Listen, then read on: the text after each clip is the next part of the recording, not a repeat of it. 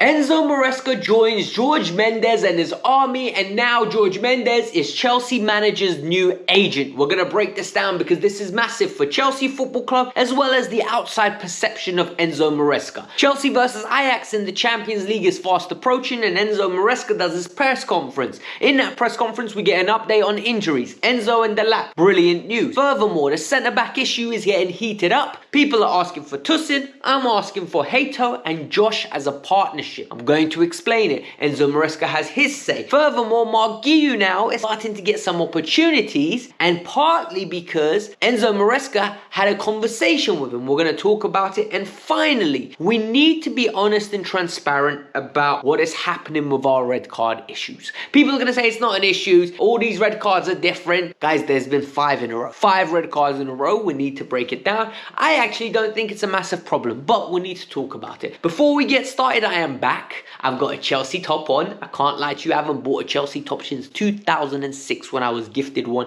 by my parents because I asked for it as a birthday present. But since then, I've just never found the need to go and buy a Chelsea top. After that Estevao's goal, I'm in the airport, I'm running around going, Estevao! I'm in a positive mood, I see it, I'm like, you know what, I'm breaking my rule. I've always said these tops are too expensive. I can't lie to you, that goal put me in a mindset where I was like, nah, it's worth it. And that top means something in memory now. For me, when I look at this top, I remember the Estevao goal. It's really sad, but that's how it is, what this top represents to me right now.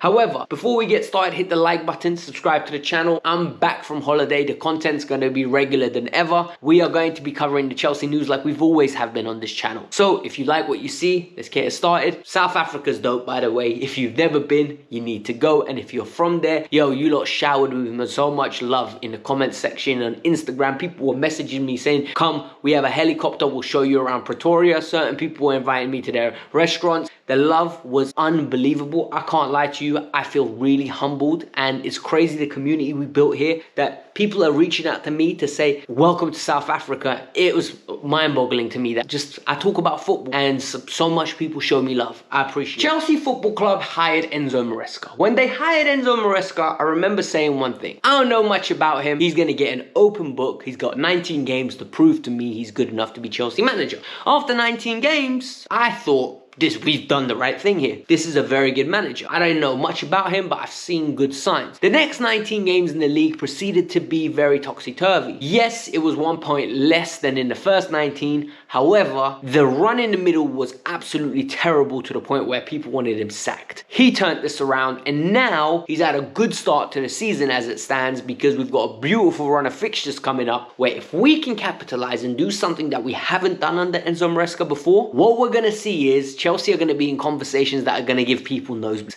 People are going to be worried about the conversations people are putting us in. I don't even want to say it. But the latest news is that Enzo Maresca has joined Jorge Mendes, and now Jorge Mendes represents it. Why is this big? The constant narrative around Enzo Maresca, especially among Chelsea fans that don't like him, is he's a championship manager. This man is not good enough at the elite level. He can't cut it dry. Getting an agent like Jorge Mendes means one thing and one thing only. Jorge Mendes thinks he's the big deal. Mendes don't work with little boy clients. Mendes works with the best. Mendes arguably picks a horse that he knows is either at the top table or is going to be at the top table in the near future. What this also does now is the next contract that he's going to receive at Chelsea, he's going to be getting paid like the big boys. Mendes does not do favors for anyone. He gets paid and his boys get paid. Ask Joao Felix, ask Cristiano Ronaldo. Go and look at the clients that Mendes has. They all earn a significant amount of money. This is important. If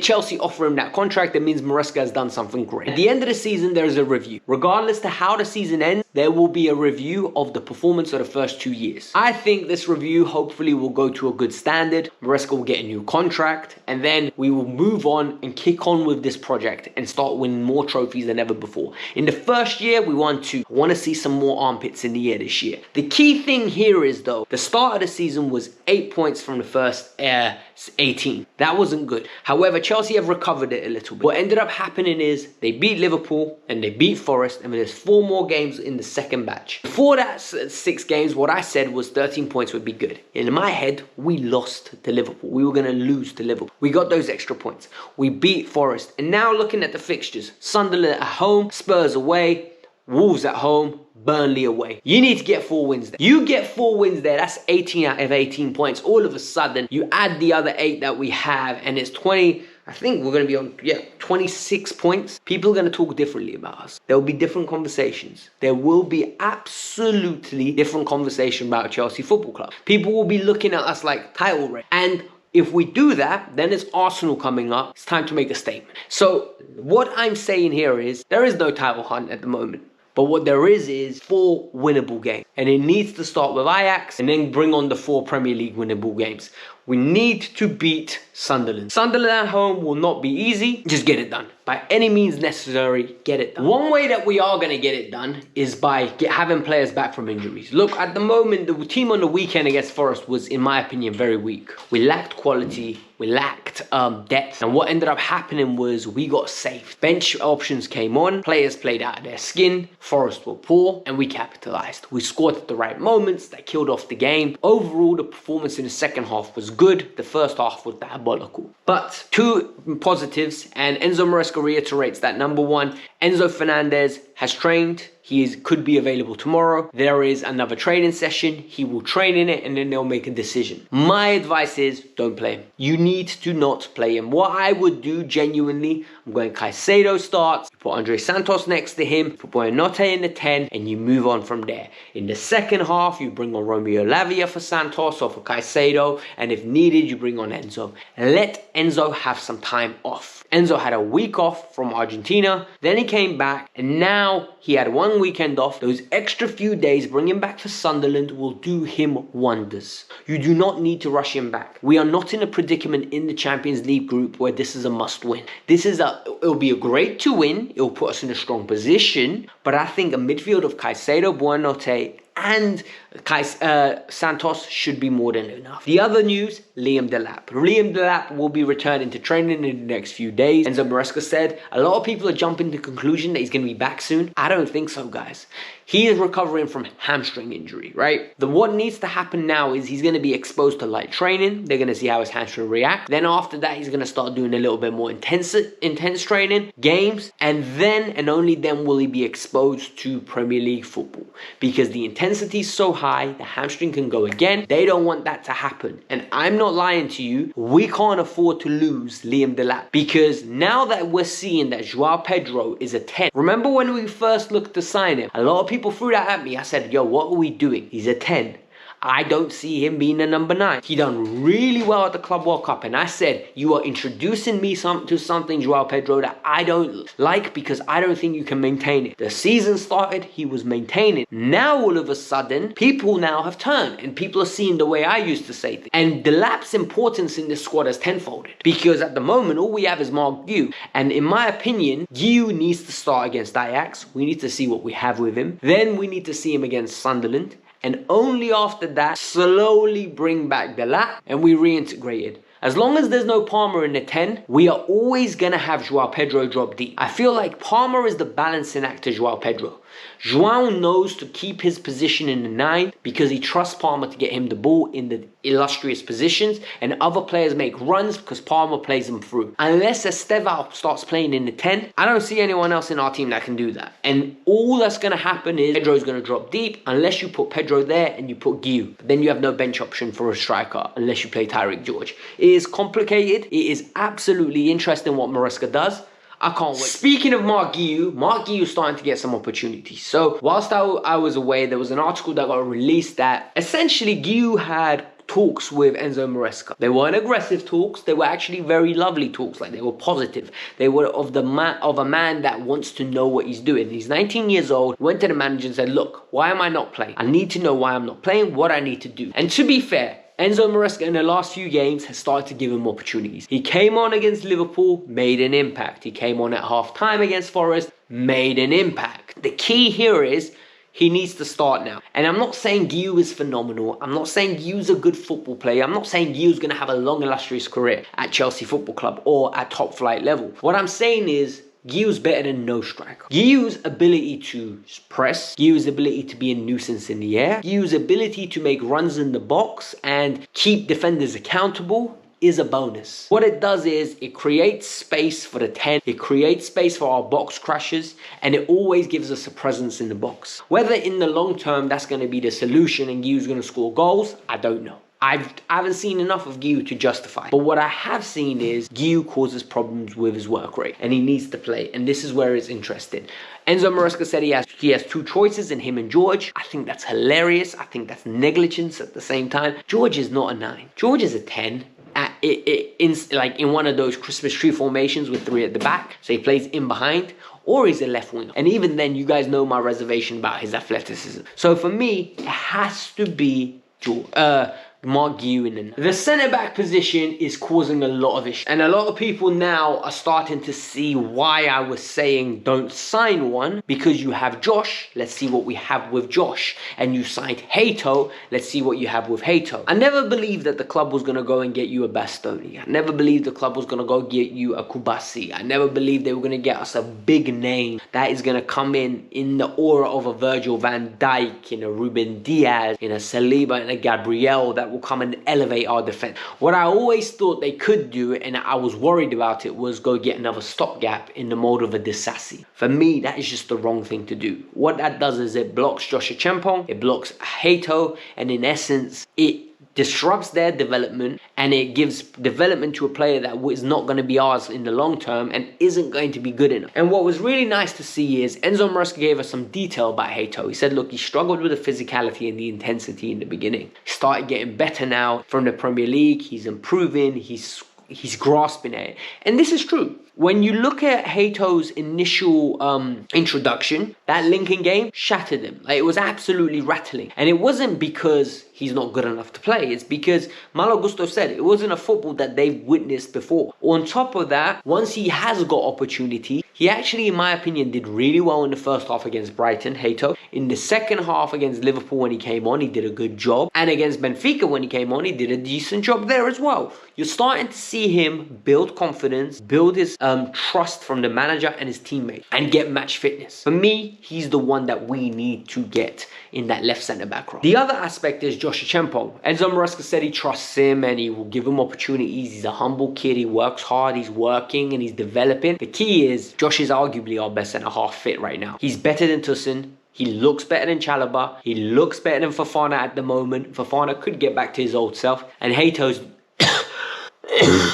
Hato's unconvincing at this moment in time because we haven't seen him have a run of games. With Josh, what we are seeing is he's passing tests. People can say, what test? Passed the Mateta test.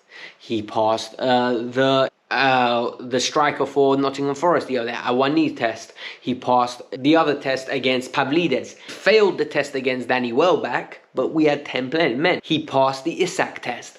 He is passing tests. You're giving him opportunities. He's stepping up. A lot of people are saying play Tosin, play Chalobah. You need experience. My argument here is, right, you know what Tosin is and you know what Chalobah is. And the gap, in my opinion, between a Tosin, a Chalobah and a Josh is not that high. And I think if you give Hato the optimal chances, you'll notice there's not that high difference between them.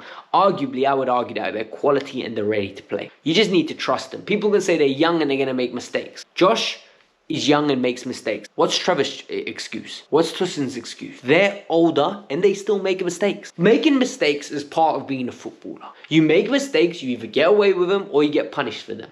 The better players make less mistakes. And for me, Josh makes less mistakes than Chalobah and Tosin. This got nothing to do with age. This is just an excuse that we've convinced ourselves we are desperate for experience. When in reality, we need better quality. It's nothing to do with experience. Lamine Yamal is the best player in the world. He's 18 years old. Pedri is one of the best midfielders in the world. He's 20, I think, years old. Mbappe was known to be one of the best players in the world from the age of 19, 20 years old. Yet, people actively say age, age, age. If you're good enough, get an opportunity, you will show. The final thing I want to talk about the Chelsea and Ajax game is our red card record. Look, a lot of people, including Enzo Maresca, have now spoken out about this, and Enzo basically said he doesn't want to punish them. He's not going to punish them. He is not going to actively tell them off. What he's going to do is teach them. He has kids. What he does is not punish them. He educates them. He makes them learn the error of their ways. He makes them decide what's happening. This is a young squad. Basically, he's got kids. You look at the squad, the mean age on the weekend was the youngest Premier League side of the season. We play young players. These young players are learning the game, and they need sometimes someone to put their arm around them and tell them this is wrong. Sometimes they need a little hiding. It is what it is. You need a little slap around the head, broski. But the key here is he's not punishing them. There's a fine system that the players enforce themselves, and this is done by the leadership group, and this is good. However, we need to talk about the Reds that we have got, because some of them are ridiculous and some of them is just silly, and some of them is just bad luck. Let's talk about it.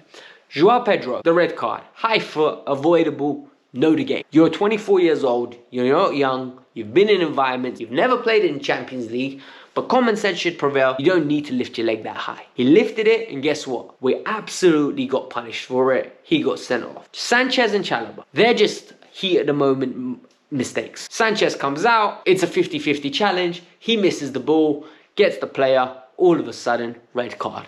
That happens. Santos makes a mistake, Chalobah's in the situation, let it run, he doesn't, pulls the player back, straight red card, clear goal scoring opportunity. They are decisions. They are key decisions you need to make sense. And the players will learn from them. Gusto's one is a second yellow that never needed to happen. You're 3-0 up. There's no need for you to go in for that challenge. It's commitment, passion. You don't want to let a challenge go, but it's stupid. Because in that moment, you need to know better. You've played enough games in the Premier League where you know you're not saving that. Maresca's one, bro, he ran down the touchline to celebrate with his team. I'm sorry, if that's a red card, sue me. Because for me, that's stupid. Absolutely stupid. You can't send a manager off for celebrating a goal with his, like, come on. And if that's a sending off, so be it. We'll deal with the consequences. However, I don't think we have a disciplinary issue. I think we just have a judgment issue. I think players are making silly decisions and it's costing us. This isn't discipline. This is just poor decision making. They'll improve from this. They'll learn from this. This is just one of those snowball effect things. But tomorrow there's a massive game against Ajax. I will be back. I will have a match review. You lot will enjoy it because you lot have been telling me how much you miss me and how much you miss the channel. And I can't lie to you, I miss doing this. So hit the like button, subscribe to the channel. Let me know your thoughts. And yeah, the Chelsea top. Do you think it's now going to be a little, has the bug bitten me and I'm going to start getting more kits? Let me know. Peace out. I'm out.